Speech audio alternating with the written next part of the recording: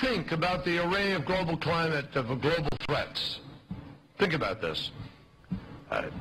Terrorism, epidemics, poverty, the proliferation of weapons of mass destruction, all challenges that know no borders. The reality is that climate change ranks right up there with every single one of them. Wow, that's John Kerry. We welcome you back, ladies and gentlemen, to the Steve Malzberg Show on Newsmax Television. As a result of those remarks, Newt Gingrich suggested very strongly that John Kerry resign. Anyone who would make that statement as Secretary of State. Joining us now is Michael Rubin. He is American Enterprise Institute scholar, former Pentagon official, worked under Donald Rumsfeld, Middle East expert, and the author of Dancing with the Devil, The Perils of Engaging Rogue Regimes. And great to see you. Thanks for coming in. Thanks, Steve. It's a pleasure to be here. My pleasure. Okay, so let's start first of all with, you know, Kerry, who is, I've always considered him at best clueless. At worst, I think he's had trouble with American troops dating back from Vietnam right up to Iraq. But a statement like that in today's day and age, it's just, it seems kind of insane. You know, it's just symptomatic of how much this administration doesn't understand terrorism. John Kerry, much more seriously, continues to see terrorism as rooted in grievance, with the implication then that if you address the grievance, appease the terrorists, it goes away. He doesn't understand it's about ideology. Absolutely, it's about ideology. And you talk about in your book, Dancing with the Devil, you know, Obama's whole philosophy. And when his stated philosophy at the beginning, you know, you talk about his outreach to rogue regimes, you talk about his outreach to an affinity for the Muslim Brotherhood. To this day, he would rather see the Muslim Brotherhood, who were killing Christians and bashing and trashing Jews, in power in Egypt than he would, you know, anybody else. I mean, how do you account for Obama's foreign policy before we get to specifics about his dealings with rogue nations? Where does he come from? We know where he comes from economically, and we know who his mentors were as far as, you know, rules for radicals and the whole thing. But foreign policy-wise, where do you think he comes from? Well, let me just hope that his destruction of American prestige isn't willful. Let's hope that it's based in naivete. Regardless, the end effect is the same. He simply doesn't understand the damage he's doing, the importance of allies, how to deal with adversaries, and when it comes to simplistic statements like it never hurts to talk, he may think of himself as Reagan, someone who sat down with Gorbachev to negotiate the end of the Cold War, but he doesn't understand the years of preparation that Reagan had building up forces in order to negotiate from a position of strength. Yeah, all right, so whether it's purposeful or not purposeful, let's talk about Iran. I mean, I can't think of a bigger, you know, rogue nation, if you will, and a nation, as I'm sure, well, I'll be interested to hear what you have to say. There's no mutually assured destruction that's going to keep Iran from launching a missile, in my view, like it was with the Soviet Union, because their mullahs and the people who run their country and pull their strings and launch their missiles, God forbid, believe in Armageddon, bringing back the missing prophet or imam or whatever, and he comes down and they all go to heaven. So you're dealing with irrationality. You're not dealing with people who don't want to die, at least according to their religion. So why would Barack Obama, do you think, and how dangerous is it that he's putting all this trust and faith in that regime? You know, Steve, what frustrates me is I spent about 7 months in the Islamic Republic of Iran. I grew up in Northeast Philadelphia in a family of veterinarians. I'm allergic to dogs and cats, so one thing led to another. I ended up studying in Tehran.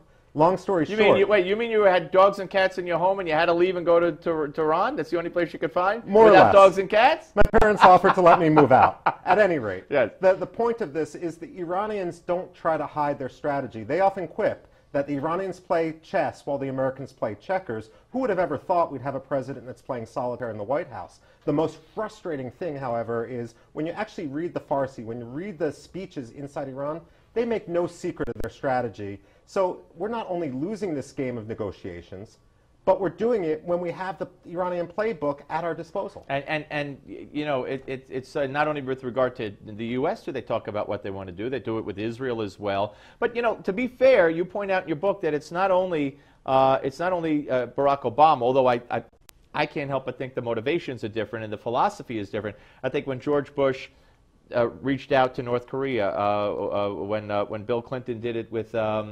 Arafat and all that, I don't think there was nefarious intent, which, you know, I don't know what's going on with Obama. But to be fair, it's not only Obama who's reached out to rogue nations or people like Yasser Arafat. You're absolutely right on this. First of all, when we're talking about rogue nations, this isn't some term I pulled out of the back of my pocket. This is actually a term that was created by Tony Lake, Bill Clinton's national security advisor, to address regimes which don't abide by the normal rules of diplomacy, which conduct terrorism and may try to proliferate nuclear weapons. The fact of the matter is, however, too often we're blinded by projection. We want to assume that the people we're sitting down with are just like us. You know, multiculturalism is a wonderful thing. I spent 14 years in a Quaker school. It was drilled into me. But it's about more than simply going into a sushi restaurant and ordering a mojito.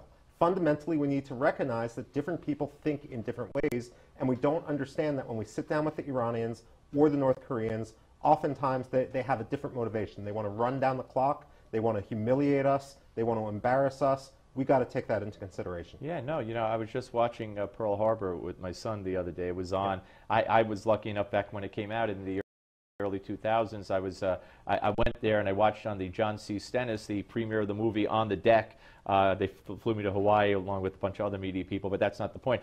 Point is, you know, we kind of knew. We should have heeded Japanese warnings. I know they were trying to make nice to us, but we didn't listen then. We're not listening now. But I want to talk about Syria because you're just back from Syria, right. Which probably we could do an hour just talking about your adventure, getting into the country, getting out of the country, and being here safely after doing so. But what a mess. And here again, you know, the president, I mean, who are we supporting? If we were supporting the rebels, as we were for a while, they're al-Qaeda, they're people who want to see us dead, they're radical Islamists to a great extent. We don't like Assad. We give all the power to Russia. They're going to give us their chemical weapons. They haven't done that. I mean, it's as chaotic. You know, if I would have run the policy, I couldn't have done worse. You know, Steve, the way I tend to look at it is supporting Bashar al-Assad is like dying of cancer. Supporting the opposition is like dying of a heart attack. We should have taken our preventative medicine years ago. But here's what frustrates me. I went to the Hasaka province, which is in the far northeast of Syria, and there it's dominated by the Kurds, who are secular, who have fought back, pushed back the Assad regime, right. Defeated al-Qaeda. People are safe. The schools run. The court system runs. Municipal garbage trucks run, and that's something that even New York City can't always say. The point of this is, do we deal with the Kurds? No, we treat them like pariahs. We have gotten into this very bad habit in the United States of not recognizing the value of friendship, not recognizing the value of allies. Last week I was in the Persian Gulf. The Kuwaitis are frustrated with us. The United Arab Emirates are frustrated with us because they don't understand why the Americans are treating their allies so poorly. Yeah, well, that's a very good question, not the least of which is the Israelis who are being treated so poorly. Again, it goes back to, I mean, it's just an opinion if you care to offer. Why do you think? I mean, I think Obama's, you know, I think it goes back to his father, and I think it goes back to his father's philosophy, whether he knew it as a kid or found out after the fact. And I think he just despises what he considers to be imperialist nations. He can't act that way outright towards Great Britain. He can't act that way outright towards France, and he can't openly say he despises our history, although he's hinted around it. So who could he pick on, and who could he, you know, bring the hatchet down on? And that's evil Israel. You know, but the problem goes beyond simply the Obama administration. I do tend to agree with you, but we have the situation where we want to create a process, and to create the process, that becomes the end goal. We want to give incentives, which means forcing Israel to give concessions under fire. The problem is sincerity. You need to make sure that your opponent actually wants to make a deal. You know, people laud Anwar Sadat, the former Egyptian president, as a peacemaker, but they forgot he tried to eradicate Israel first before he flew to Jerusalem and had the Camp David Accords. Yeah. The problem with the Palestinians is they haven't given up achieving their aims through violence. Right, and they meet, Abbas meets with Jewish students and talks about how everything he's doing is for them, and then he goes back and he talks about how they'll never recognize a Jewish state, they want the right of return, the whole thing, and John Kerry comes down on Israel. It's a sick scenario, it really is. Michael, great pleasure. Thank you. And great luck with the book. It's very interesting. It's really must-reading, folks, if you want to understand what's going on and the dangers of it, and how we could learn from our past mistakes, as we discussed with that Bush made, that Clinton made, and it's not only Obama, but we need to learn from history, otherwise, you know, we're doomed to repeat it and all that kind of stuff. So Dancing with the Devil, The Perils of Engaging Rogue Regimes by Michael Rubin, who worked with one of my favorite people in the whole world, Donald Rumsfeld. We should have done did the interview standing up in his honor, because on Rumsfeld's rules, one of the things was he liked to have his workers, his people stand up. Indeed. Yeah, and it's healthy. here, too. All right, folks. Thank you, Michael. Good luck with the book. All right, folks. So we're coming back. Global warming, climate change, as we all freeze, and the drought in California. What's really behind the drought in California? What is Obama saying?